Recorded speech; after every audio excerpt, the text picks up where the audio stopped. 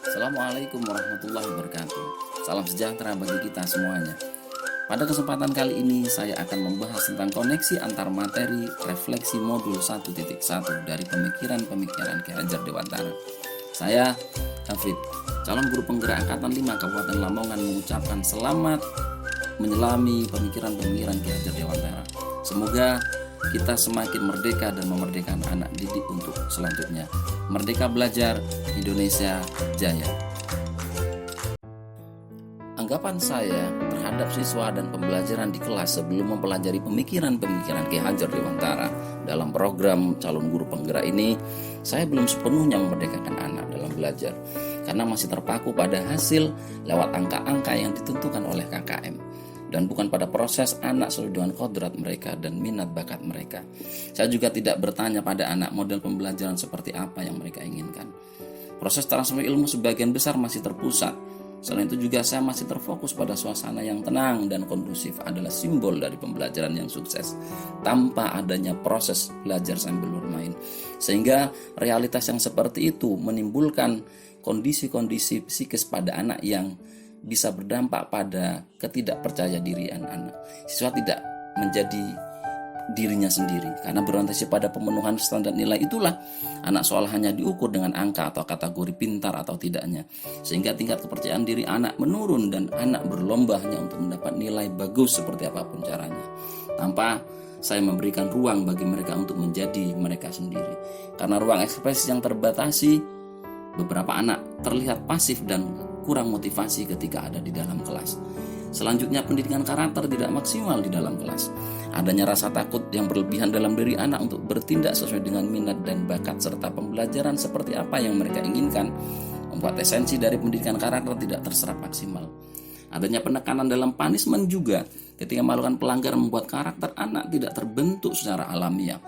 Selain itu, karena saya juga kurang mendalami karakteristik dari anak didik saya yang memang berasal dari lingkungan yang sangat heterogen. Kemudian setelah terjadi sedemikian, saya setelah mempelajari modul 1.1 tentang pemikiran Ki Hajar Dewantara, saya merubah pola. Saya harus berubah. Saya harus memerdekakan dan berpihak pada anak, mendidik sesuai kodrat alam dan zaman anak. Kemudian saya harus menjadi pamung yang baik yang menuntun anak. Dan yang terakhir, saya harus membangun budi pekerti anak dan fokus pada proses bukan pada hasil nantinya.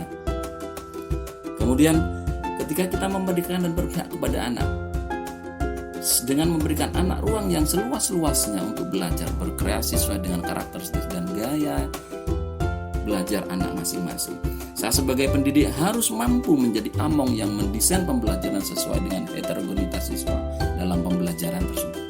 Saya juga harus lebih cermat dalam melihat minat dan bakat anak agar mereka terfasilitasi dengan baik.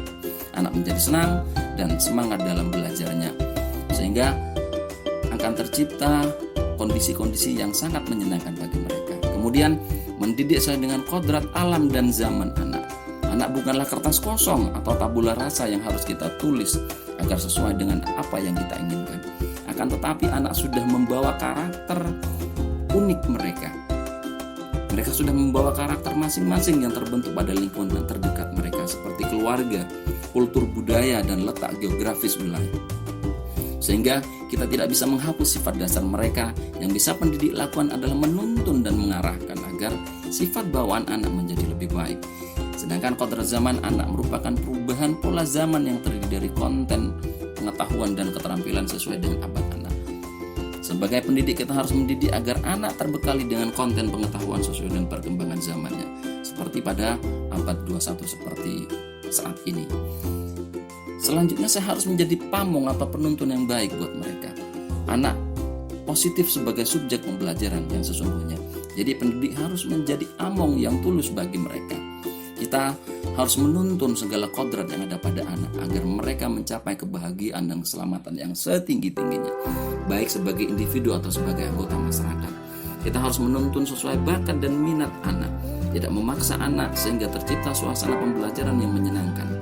Guru sebagai tuturi handayani harus benar-benar menuntun, mengasuh, mengasah, dan membimbing anak agar mereka bahagia lahir dan batin. Saya harus meninggalkan pola yang selama ini saya pikir masih instruktif, harus saya ubah menjadi pola-pola yang memerdekakan anak. Kemudian yang terakhir adalah membangun budi pekerti dan fokus pada proses. Secara garis besar, budi pekerti menurut KHD adalah merupakan perpaduan antara gerak, pikiran, perasaan, atau kemauan, sehingga menimbulkan tenaga yang menumbuhkan kemauan. Jika manusia sebagai makhluk individu dan sosial yang dapat memerintah atau menguasai dirinya sendiri, mulai dari gagasan, pikiran, atau angan yang mampu membuat pribadi tersebut mandiri. Atas dasar itulah, saya membekali siswa saya dengan pembiasaan-pembiasaan yang membangun tanggung jawab berkesinambungan, seperti sholat berjamaah, selalu berbagi dengan teman yang membutuhkan, dan membangun proses kolaboratif sesama siswa. Selain itu, memberi kebebasan anak dalam menentukan objek penelitian sesuai dengan kecakapan masing-masing. Anak berproses sesuai dengan gaya belajar mereka. Untuk hasil, kita lihat saja nanti seperti apa ketika mereka mempresentasikan. Kemudian, implementasi dari pemikiran Ki Hajar Dewantara yang saya lakukan adalah nantinya akan merancang pembelajaran yang berpusat dan berpihak kepada siswa, berusaha menjadi tuturi handayani dan menjadi pamong bagi anak. Kemudian melakukan pembiasaan karakter yang berkelanjutan. Selanjutnya mengembangkan potensi dan fasilitas dan memfasilitasi minat dan bakat siswa. Mengenal karakteristik dan latar dengan berkolaborasi dengan orang tua anak, dengan harapan suatu saat nanti setelah pembelajaran selesai akan terbentuk pembelajar-pembelajar Pancasila yang beriman dan bertakwa kepada Tuhan Yang Maha Esa dan berakhlak mulia, berkebinekaan global, gotong royong, kreatif, bernalar kritis, dan mandiri. Terima kasih, semoga bermanfaat. Tetaplah menjadi pendidik yang merdeka dan memerdekakan. Guru penggerak, tergerak, bergerak, menggerakkan. Assalamualaikum warahmatullahi wabarakatuh. Sampai jumpa pada materi selanjutnya.